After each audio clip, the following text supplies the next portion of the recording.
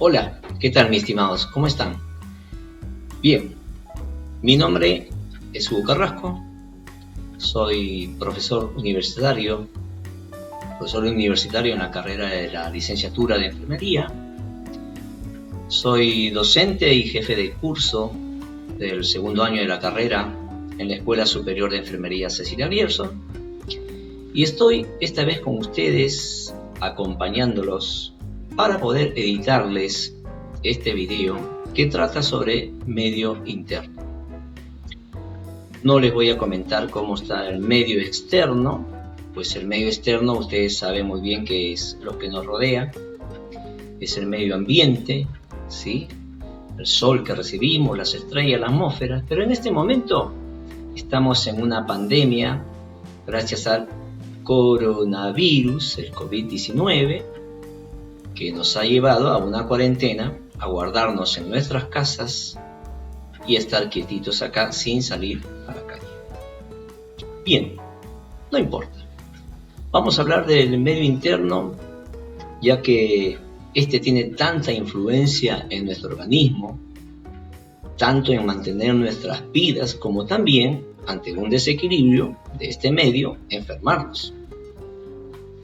Hablaremos de cómo las sustancias electrolitos y no electrolitos ingresan a nuestra célula, qué son las sustancias que pasan a través de la membrana celular, de qué manera pasan, por qué mecanismos, difusión simple, difusión facilitada, las diferencias entre el transporte pasivo y activo de estas sustancias, lo que es el proceso de ósmosis y sobre todo también cómo entender los edemas que se forman en el cuerpo humano.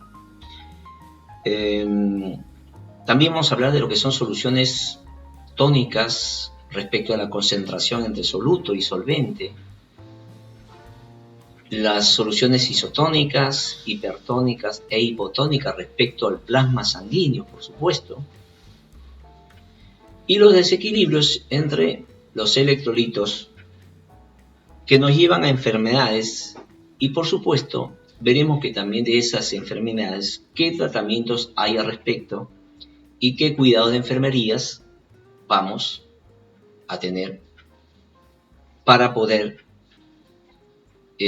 ayudar al cuidado de los enfermos.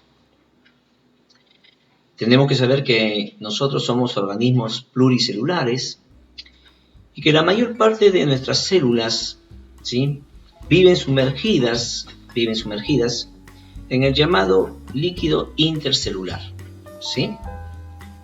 A esto nosotros le llamamos medio interno. Los organismos superiores, nosotros, los seres vivos, ¿sí?, por su intermedio reciben el oxígeno y los nutrientes. Estos pasan a la célula y una vez que pasan a la célula, ¿sí?, desde la sangre hacia la célula, una vez utilizados estos líquidos, ¿sí?, son desechados, ¿sí?, después de este metabolismo, como dióxido de carbono, ¿sí?, y como otros tipos de desechos metabólicos.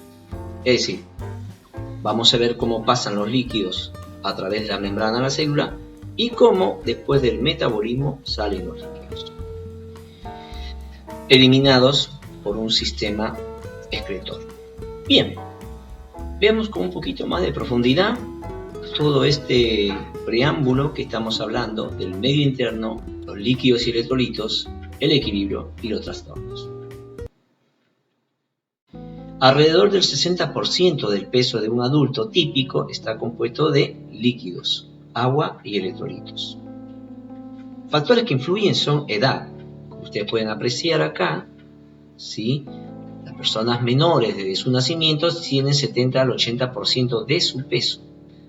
A medida que vamos haciendo jóvenes, el joven adulto tiene 50 al 60% de peso y la persona mayor o la persona anciana va disminuyendo su cantidad de líquido, vendría a ser más o menos unos 50-55% de su peso. Esto tiene que ver mucho con la disminución de la masa muscular de las personas mayores o ancianas y tiene que ver mucho también con la ingesta. Muchas de las personas adultas ancianas no toman mucho líquido por diversos factores, entre ellos factores psicológicos, factores sociales. También tiene que ver el sexo. Los varones tienen mayor cantidad corporal de líquido que las mujeres. También tiene que ver mucho la grasa corporal.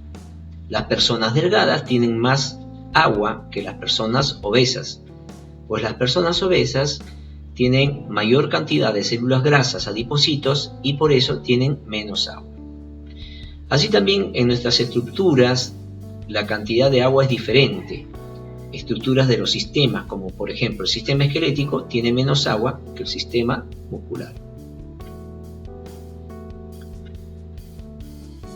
Y acá tenemos, hablando de líquidos y electrolitos, ¿qué son los electrolitos? Los electrolitos son compuestos electrovalentes, es decir, tienen valencia, tienen cargas positivas, negativas, que en una solución acuosa son capaces de conducir la corriente eléctrica. Si están cargadas se van a llamar iones, y tenemos la división de iones que son cationes y aniones. Cuando están cargados positivamente se van a llamar cationes, y cuando están cargados negativamente se van a llamar aniones. Así tenemos electrolitos importantes como el sodio, cloro, potasio, magnesio, fósforo, calcio. Las funciones importantes de estos electrolitos son de conducir el impulso nervioso, regular la concentración o la osmolaridad del plasma sanguíneo y regular el estado del equilibrio ácido-base. Como ustedes pueden apreciar acá, el sodio tiene un signo positivo, el cloro tiene signo negativo, el potasio positivo. ¿Y qué será todo estos signos, no?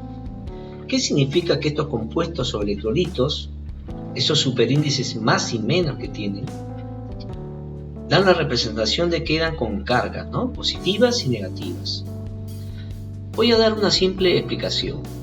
Fíjense, acá tenemos una célula, tenemos la membrana plasmática, ¿sí? Tenemos la membrana plasmática. Este es el interior de la célula, el citoplasma, y este es el exterior de la célula. Pueden ustedes apreciar acá, por ejemplo, tenemos el cloro y el potasio, y acá también tenemos cloro y potasio, y las proteínas. Pero todo este conjunto de sustancias electrolíticas y no electrolíticas le dan, ¿sí?, un resultado total de cargas netas a la membrana, tanto internamente como externamente. Todas las cargas sumadas acá me dan una neta carga negativa. Y acá en el exterior de la célula, por fuera de la célula, tenemos una carga neta positiva, todo también influenciadas por las sustancias electrolíticas que están alrededor. Podemos apreciar, por ejemplo, también que dentro de la célula hay mayor cantidad de potasio, que tiene carga positiva, y por fuera de la célula hay mayor cantidad, como lo dice acá, ¿sí?, mayor cantidad de sodio con cargas positivas también. Pero la carga neta o total que tenemos en el exterior de la célula es positiva. He aquí que uno habla entonces de una membrana polarizada, porque es en su interior negativa y en su exterior es positiva. Pero cuando hablamos de estas cargas, ¿de dónde salen estas cargas? Veamos, sabemos muy bien que nuestra mínima unidad anatómica y fisiológica es la célula. Pero nuestra mínima unidad química, que da comienzo a nuestra vida, es el átomo. Ustedes ven acá, esta es la tabla periódica de elementos o de átomos de una sustancia. Y nosotros tenemos como unidad mínima de materia, o todo lo que hay en el universo, lo que se llama átomo. Entonces, nosotros podemos decir que somos un conjunto de millonésimas y millonésimas y millonésimas combinaciones de átomos. Sí, eso es lo que somos. Nuestros átomos se combinan para formar partículas se combinan para formar moléculas. Estas moléculas se combinan para formar compuestos más complejos. Acá tenemos, por ejemplo, los ácidos nucleicos, las proteínas, lípidos, son moléculas más complejas, los cromosomas. Las moléculas más complejas se combinan todavía para formar organelas importantes de la membrana celular. Las organelas importantes de la membrana celular me forman células de diferentes tipos. Las células de diferentes tipos se asocian entre sí para formar diferentes tipos también de tejidos, muscular, tejido nervioso, tejido esquelético. Los tejidos entre sí se asocian para diferenciarnos también en sistemas, sistema circulatorio, sistema muscular o esquelético, ¿sí? Sistema nervioso. Y en su conjunto todo el sistema se integra para formar lo que es el cuerpo humano. Pero ¿de dónde arrancamos nosotros esta vez? Ya no de la célula, sino arrancamos del átomo. La célula está compuesta de millones y millones y millones de combinaciones de átomos. Pero no todos los átomos forman células o organelas. Hay átomos que quedan libres en nuestro organismo y que tienen otras funciones. En principio, toda idea o modelo de un átomo, acá tienen un átomo, tiene una estructura compuesta por un núcleo central, que se lo muestro acá, que en su interior están los neutrones y unas partículas cargadas positivamente que se llaman protones, ¿sí? Y por fuera del núcleo, por fuera de esto, ¿sí? Central, por fuera del núcleo está rodeada, así como si fuera el Sol y los planetas, por partículas en constante movimiento que se llaman electrones, esto que ustedes ven acá en azul, y tienen carga negativa. Entonces repasamos, los protones están en el núcleo con carga positiva y los electrones están por fuera del núcleo con cargas negativas. Y están inmersas en círculos concéntricos, como ustedes ven acá, de diferentes tamaños. Este es un tamaño más chico, este es un tamaño más grande y así van creciendo, llamados niveles de energía. Alrededor de todos los niveles de energía se encuentran los electrones. ¿Y qué carga tienen? Negativa. Repasamos, los protones tienen carga positiva y los electrones tienen carga negativa. Los diferentes átomos o elementos de la tabla periódica son distintos. Acá pueden ver ustedes el átomo de sodio y el átomo de cloro. Como verán, acá tiene una cierta cantidad de electrones y una cierta cantidad de protones por dentro. Acá también tenemos una cierta cantidad de electrones y una cierta cantidad de protones por dentro. Pero todos los átomos se diferencian en las cantidades que tienen, tanto de protones como electrones. Fíjense, el sodio tiene 11 protones, en cambio el cloro tiene 17 protones por dentro.